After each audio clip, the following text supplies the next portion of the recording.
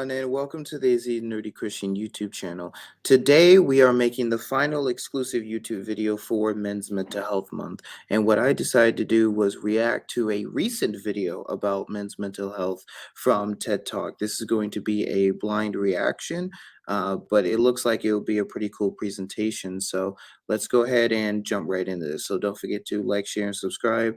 Follow me for more content like this. Thank you.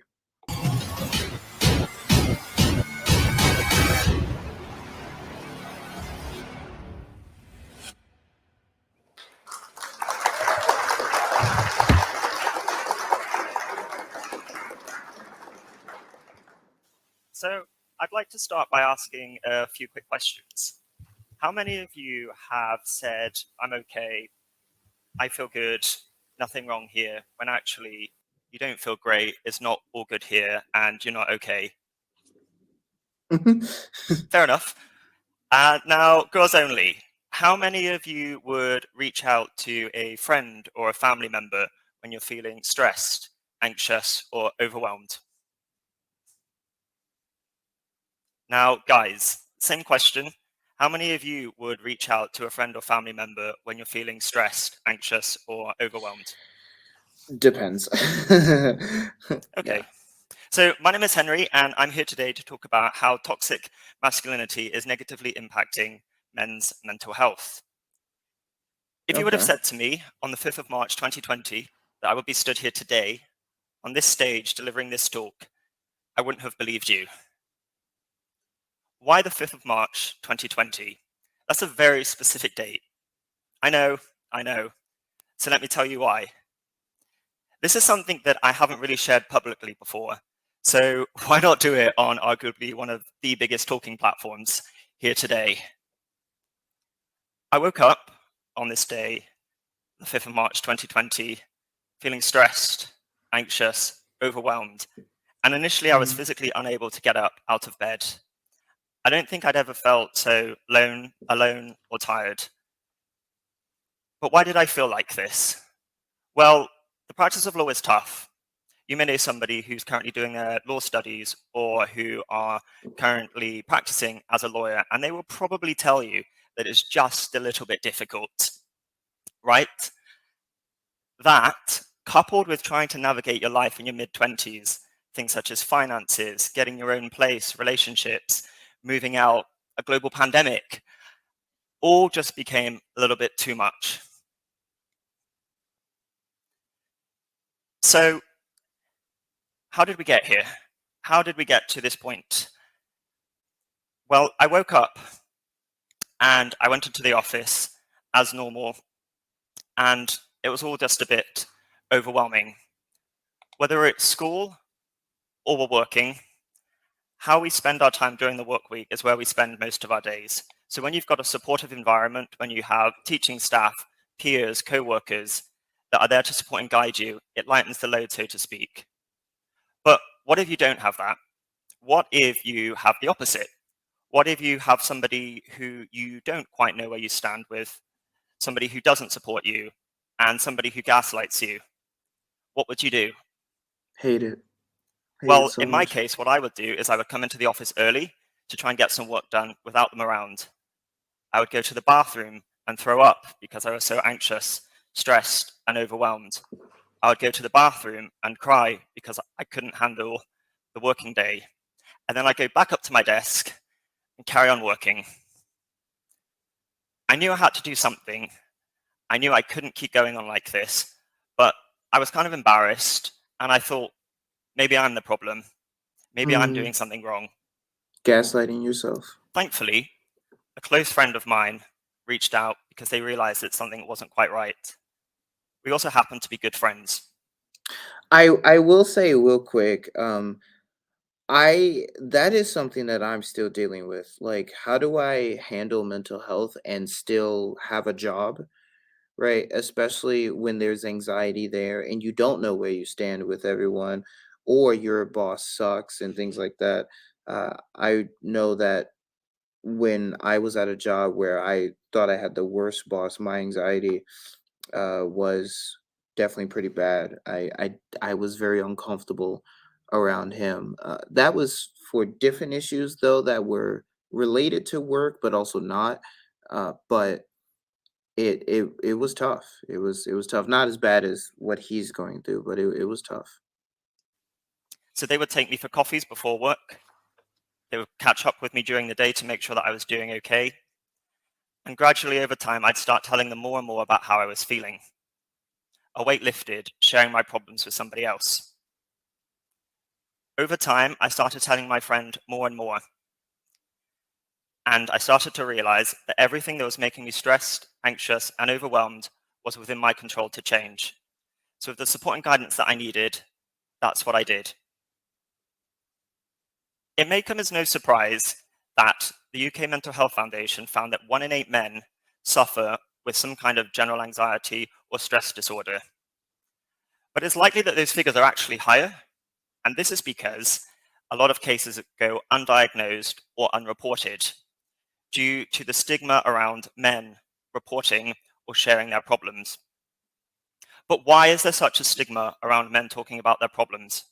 Well, men face unique challenges in that from a young age, we are encouraged to suppress our emotions, told that boys will be boys, taught to be self-reliant and not talk about how we are feeling, encouraged to have a masculine mindset and laddish behavior, reinforced by the behaviors that society places on us.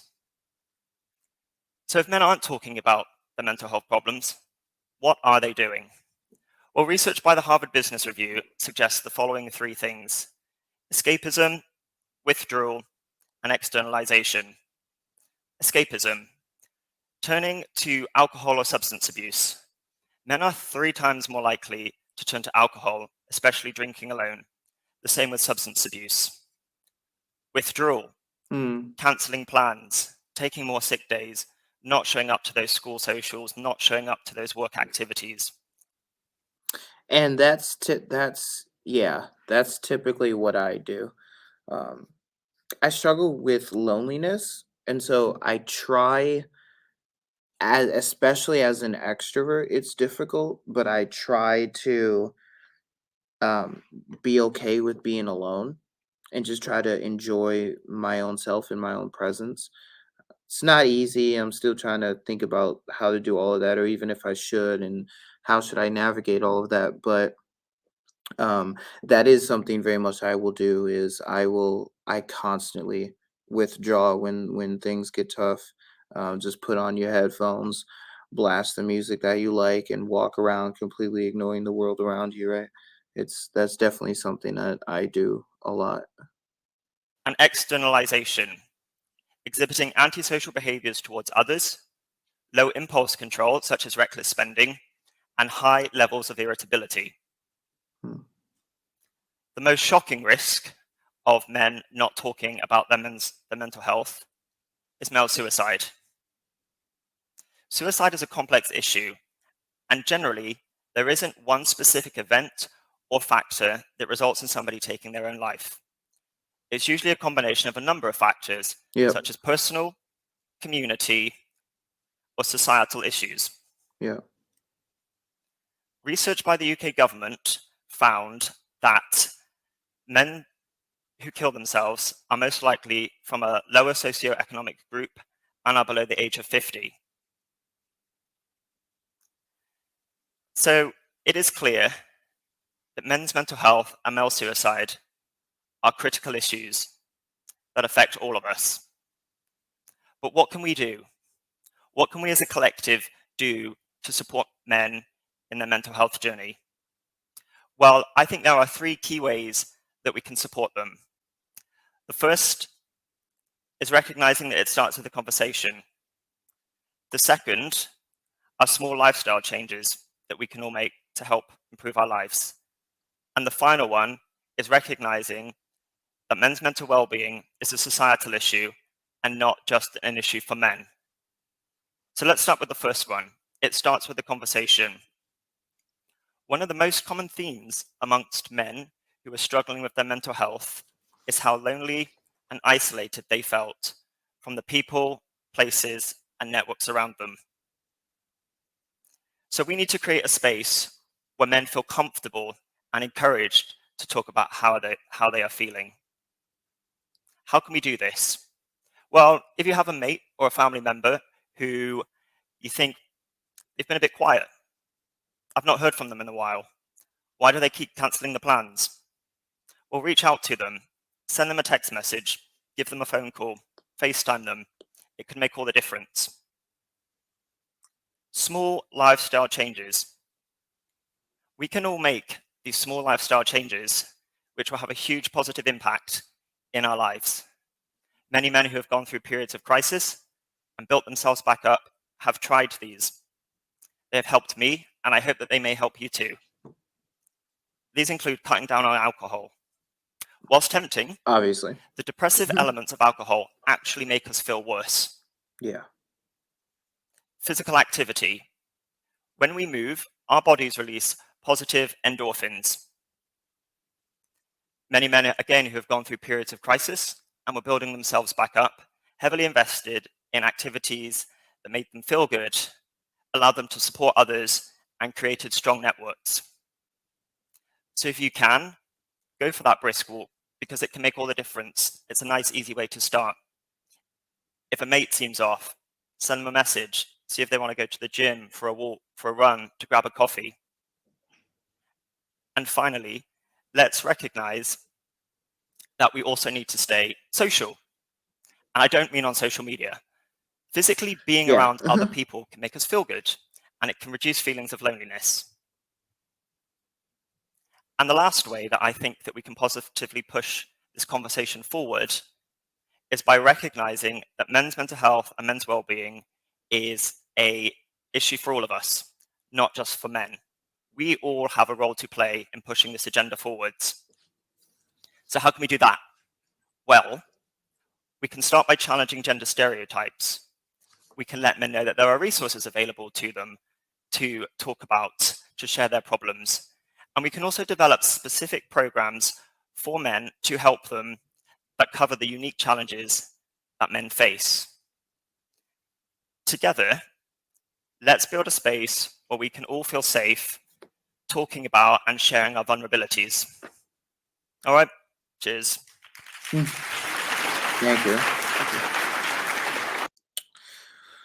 Pretty good stuff. Pretty good stuff. Definitely a pretty good video. Check out my series on men's mental health. It definitely touches on all of those topics and more. Society definitely has a role to play. Both men, women, and many other people have a role to play in men's mental health. This is definitely the case. And I would also agree that toxic masculinity, that these stigmas can be really problematic and hurtful for men. I know that maybe not even here who's watching this video is a Christian. That's totally fine. But I know from I, as a Christian, I definitely understand that. But I've looked, for example, to the scriptures for help in those areas, and found things like Jeremiah, right, the weeping prophet, very very emotional man. Jesus wept, right? It's the shortest verse in the Bible in English, is that Jesus wept. And so I find that there is nothing wrong with men expressing their emotions, even if that's righteous anger according to the biblical text, or if that's depression or these other things. Ezekiel, um, or not Ezekiel, but Elijah, right? After having the mountaintop experience with the prophets of Baal, he wants to commit suicide. He wants to unalive himself. And so after that happens, and he expresses that to God, and God is tender with him and takes care of him and gives him rest. So I definitely think that we, even if you're a non-believer, you can take those examples and say, look, this is okay. This is okay. So let's have these conversations. Let's make these small changes, and let's review how society impacts men's mental health. So, with all that said, feel free to like, share, and subscribe, and follow me for more content like this. I really hope you enjoyed this last video for the celebration of Men's Mental Health Month for 2023. Thank you.